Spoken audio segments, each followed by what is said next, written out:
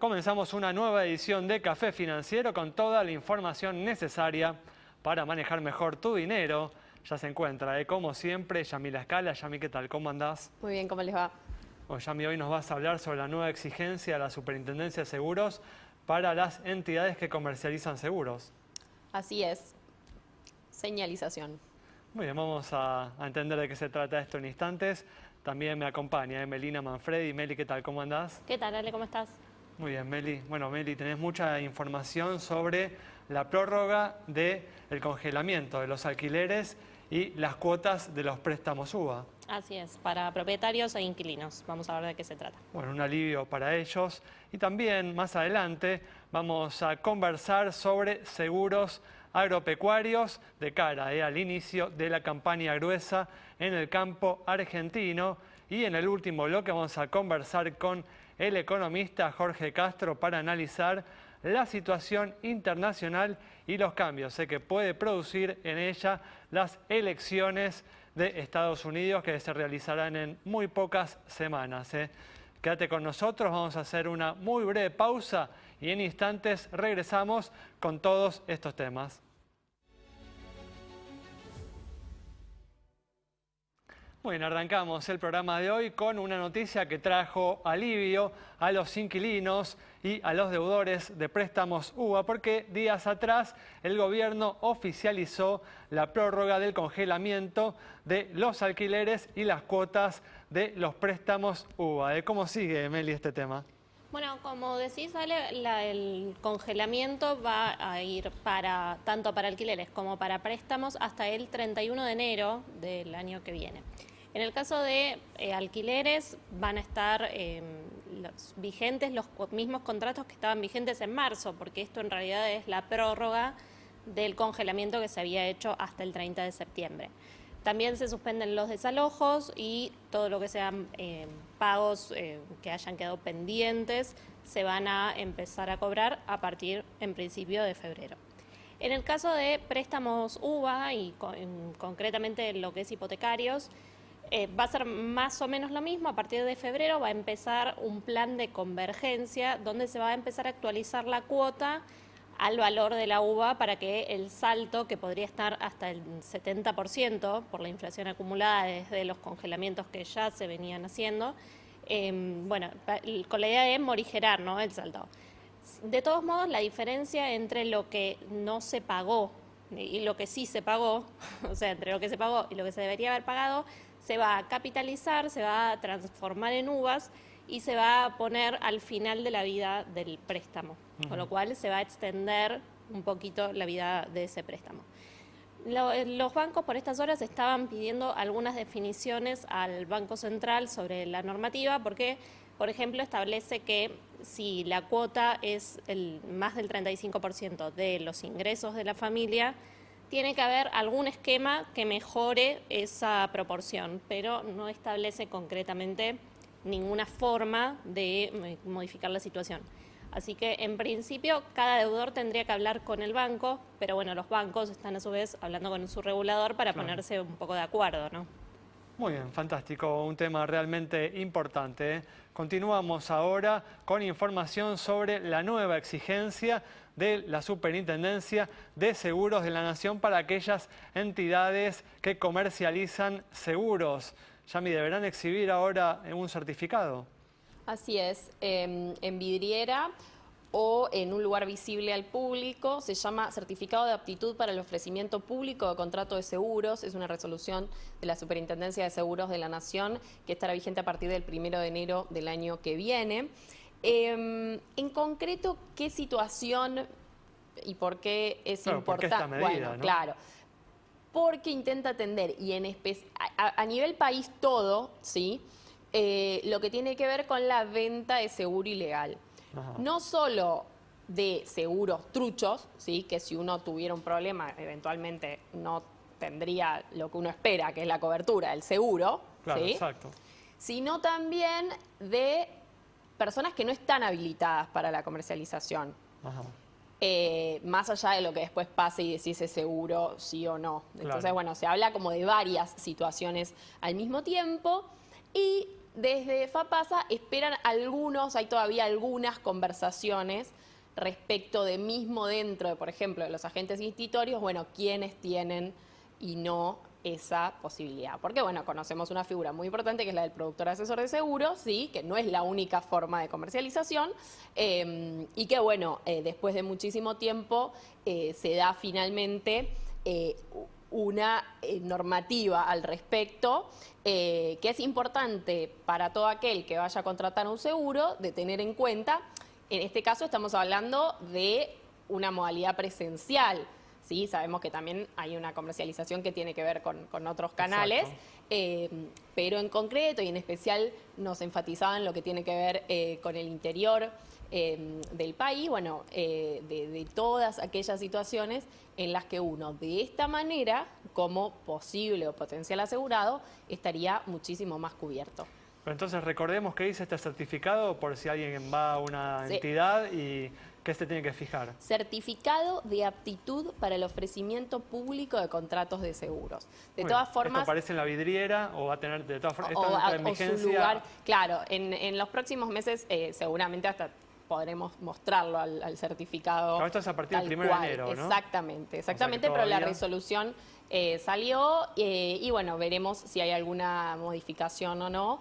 En concreto, hasta ahora esta es la información. Muy bien, perfecto. Bueno, y las medidas cambiarias que se tomaron a mediados de septiembre y también la interrupción en la venta de dólares por parte de los bancos, que se extendió alrededor de 10 días, generaron nuevamente preocupación en aquellas personas que tienen dólares depositados en los bancos. ¿Es así, Meli? Sí, Ale, durante lo que fueron esos 10 días, ¿no?, que transcurrieron entre el anuncio de las medidas que se hizo el martes 15 por la noche y el viernes 25, cuando se empezaron a habilitar los home bankings, se fueron más de 920 millones de dólares de depósitos privados en el sistema. Justo en las semanas anteriores había habido una recuperación de los depósitos. Sí, habían subido un poquito. Siempre entre 16.000 y 17.000 millones estaban oscilando, digamos, las colocaciones privadas, pero bueno, como vos decís, la incertidumbre, las medidas y demás, bueno, llevaron a los ahorristas a retirar sus dólares. Cosas que son importantes para remarcar, para llevar un poco de tranquilidad en ese contexto: los bancos están súper líquidos en dólares, están cerca del 90% de los dólares que uno ve como depósitos están en cash, y además el sistema de turnos, me contaban en los bancos, ayudó mucho a prever las necesidades de caja de cada banco, porque ya saben más o menos a cuántas personas van a tener que ir atendiendo cada día.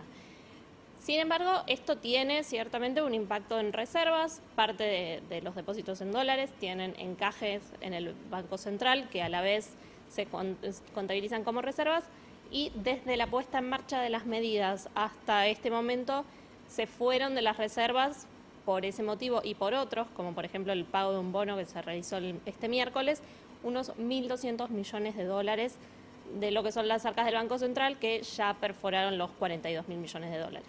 Sí, un tema del que hablamos ampliamente el miércoles pasado con el economista Daniel Artano, una entrevista que encontrás en el Twitter de Café Financiero y en YouTube. Con esta información cerramos este bloque. Quédate con nosotros. Al regreso vamos a estar hablando de seguros agropecuarios.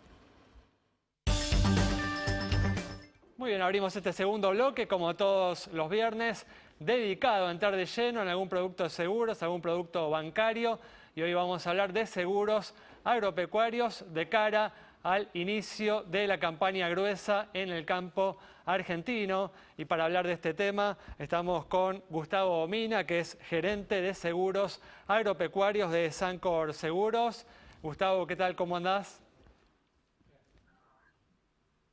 Buenas tardes, muy bien, gracias. Bueno, Gustavo, contale al público qué coberturas están ofreciendo a los productores agropecuarios para esta campaña que se inicia. Bueno, como todos los años, estamos ofreciendo distintas alternativas de coberturas de granizo y adicionales, y ahí destacamos fundamentalmente los packs de pre-campaña, donde permite cubrir con distintos adicionales, con beneficios en el costo, con la posibilidad de asegurar todo el plan de siembra y cancelar con granos, en canje de granos a cosecha. Es decir, hoy puede asegurar tanto la fina como la gruesa y pagando en mayo del 2021 entregando granos.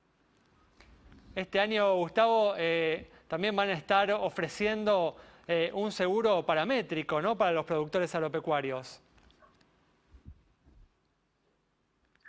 Así es, ya hace un tiempo que veníamos trabajando con un equipo interdisciplinario y recientemente logramos la aprobación del producto en la Superintendencia de Seguros y sí, presentamos un seguro paramétrico de sequía para soja y estamos también avanzando para el resto de cultivos y es un seguro basado en el índice de sequía que toma el índice TDBI, que refleja claramente qué es lo que está pasando en el campo cuando hay un problema de déficit hídrico.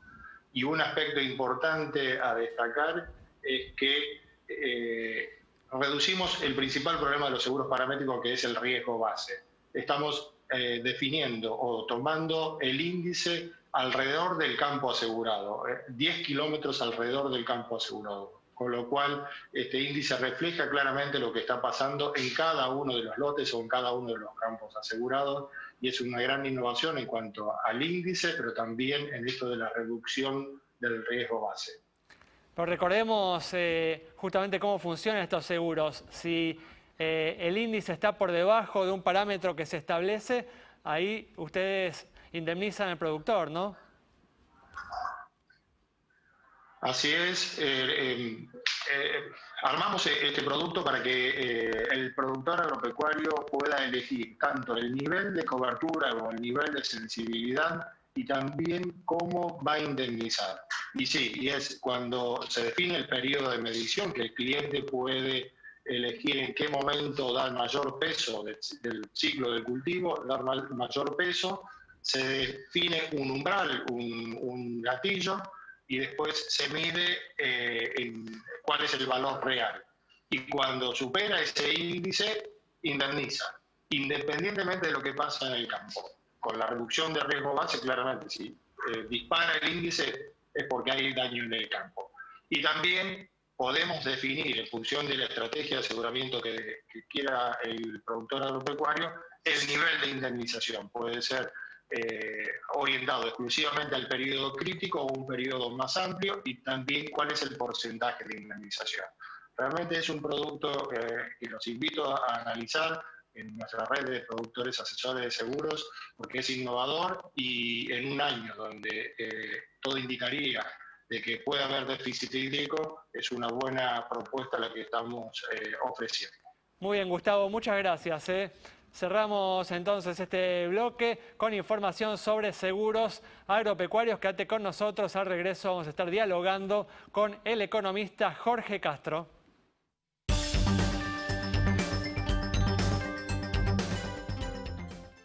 Bueno, arrancamos este último bloque ya con la presencia en forma remota del economista Jorge Castro para analizar la situación de la economía internacional y el impacto que pueden tener las elecciones presidenciales de los Estados Unidos. Jorge, ¿qué tal? ¿Cómo andás? ¿Qué tal? ¿Cómo están ustedes? Encantado. Bueno, muchas gracias por atendernos una vez más. Y como decía recién, en muy pocas semanas, Jorge, se vienen las elecciones presidenciales en Estados Unidos. En principio, el candidato demócrata Joe Biden mantiene cierta ventaja sobre el presidente Donald Trump. ¿Cuáles son tus expectativas, Jorge? Bueno, la totalidad de las encuestas nacionales le dan una diferencia a favor de Joe Biden sobre el presidente Donald Trump, 9 puntos de diferencia, 6.9 puntos de diferencia. Pero los 4 grandes estados industrializados del Medio Oeste, Pensilvania, Ohio, Michigan y Wisconsin, que son los que deciden esta elección norteamericana, porque la estructura política electoral de los Estados Unidos, que es un país absolutamente descentralizado, cuya base política e institucional básica es la de existencia de 50 estados en la Unión. Los 4 estados principales, que son California, Texas, Nueva York y Florida, California y Nueva York ya tienen su voto definido en forma abrumadora a favor de los demócratas, por lo tanto de Joe Biden. Mientras que lo que sucede con el estado de Texas, que es el segundo estado de la Unión, después de California, es que la diferencia a favor de los republicanos y por lo tanto a favor de la reelección del presidente Donald Trump es igualmente abrumadora. Lo que esto deja es un solo estado de los 4 grandes estados principales de la Unión que tiene un carácter cambiante en el sentido de que en una elección respalda a los republicanos y en otra a los demócratas. Ese estado es la Florida.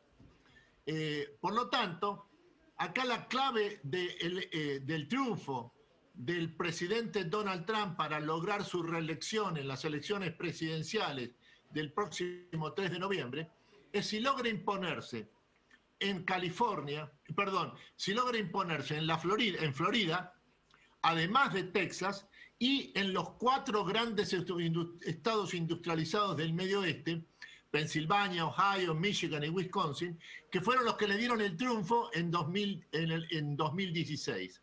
Esta es lo que está en juego en el momento actual en Estados Unidos, y estas elecciones norteamericanas, de los cuales faltan ya poco más de 30 días para que se concurra al sufragio en los Estados Unidos, lo que esto significa es que desde el punto de vista de la cuestión fundamental que decide el voto en los Estados Unidos, es la situación económica y en lo que hace a la capacidad de creación de puestos de trabajo. Y en este sentido, lo que sucede en Estados Unidos en términos económicos es que hay un boom económico de envergadura en el tercer trimestre del año, con una tasa de crecimiento del tercer trimestre que, según la Reserva Federal de Atlanta, ya alcanza o supera el 30%.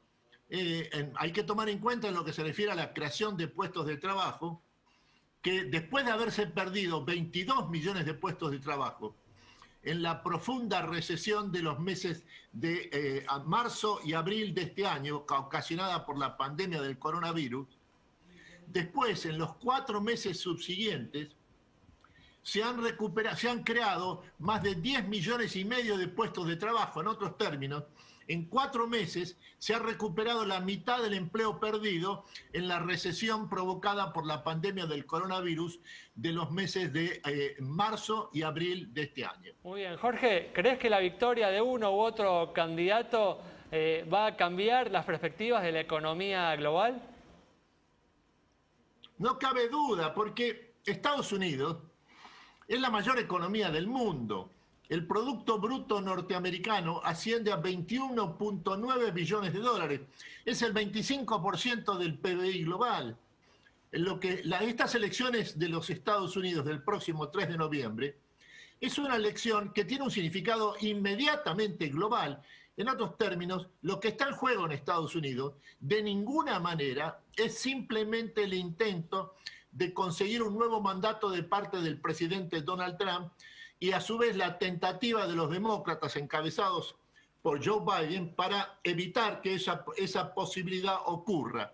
Lo que está en juego en Estados Unidos es el núcleo básico del poder mundial en los próximos 4 años. ¿Y qué tiene que ver con esto, China? Jorge, ¿cómo lo ves según uno u otro resultado? Bueno, hay que tomar en cuenta que la relación entre Estados Unidos y China es la relación entre las 2 superpotencias de la época. Y entre Estados Unidos y China hay un acuerdo sobre la relación, el vínculo entre las 2 superpotencias, que se llegó a ese acuerdo el 15 de enero de este año en Washington con la presencia del presidente Donald Trump. La premisa de la relación entre Estados Unidos y la República Popular China es que China reconoce la supremacía estratégica norteamericana y al mismo tiempo la relación entre las superpotencias es, por un lado, de competencia estratégica extremadamente aguda como la que ocurre en el momento actual y al mismo tiempo de cooperación necesaria. No hay guerra fría de ningún tipo entre Estados Unidos y China en el momento actual. La razón por la que no hay guerra fría es porque China es el país que es la segunda economía del mundo después de Estados Unidos. El Producto Bruto chino es de 14.1 billones de dólares, es el 15% del PBI global. Es a su vez la economía más integrada al sistema capitalista en el siglo XXI. El dato estratégico a tomar en cuenta es que en el momento más álgido de la Guerra Fría, en la década del 60, el comercio bilateral entre Estados Unidos y la Unión Soviética era de 2.000 millones de dólares por año. Hoy, 2020, el comercio bilateral entre Estados Unidos y la República Popular China es de 2.000 millones de dólares, pero por día. Son los dos países más integrados del sistema mundial. No hay guerra fría de ningún tipo. Hay competencia estratégica por un lado, incluso exacerbada, como en el momento actual, y al mismo tiempo franjas de cooperación necesarias. Y Jorge, ¿cuál es tu análisis del debate, muy brevemente, del debate presidencial último? Lo que sucedió anoche es que desde el momento uno del comienzo del debate entre Donald Trump y el candidato demócrata Joe Biden, el presidente norteamericano inició una ofensiva en gran escala con una agresividad fenomenal. Y esto lo que implicó es que colocó casi de inmediato a la defensiva al candidato demócrata Joe Biden. Y teniendo en cuenta que el eje de la ofensiva del presidente Donald Trump respecto a su contendiente Joe Biden, consiste en caracterizarlo como un sujeto totalmente controlado por la izquierda del Partido Demócrata. En un momento culminante de esta ofensiva, con una extraordinaria agresividad de parte del presidente Donald Trump, se produjo la siguiente afirmación de Joe Biden: yo soy el Partido Demócrata en el momento actual. El programa que tiene el partido para las próximas elecciones presidenciales es un programa que responde a lo que yo quiero que sea ese programa y no a la acción de los sectores más avanzados del Partido Demócrata, que son encabezados fundamentalmente por el precandidato en su momento a la presidencia de la República, que fue Sanders. Muy bien. En otros términos, en el día de ayer, a la noche, lo que sucedió fue que Joe Biden tomó una posición de alejamiento de la izquierda del Partido Demócrata, que es la responsable del escaso entusiasmo que hay en las filas demócratas atrás de la candidatura del vicepresidente, ex vicepresidente Joe Biden. Muy bien, Jorge, muchas gracias. Tenemos que ir cerrando, nos reencontramos en breve. Cerramos el programa de hoy entonces con el análisis del economista Jorge de Castro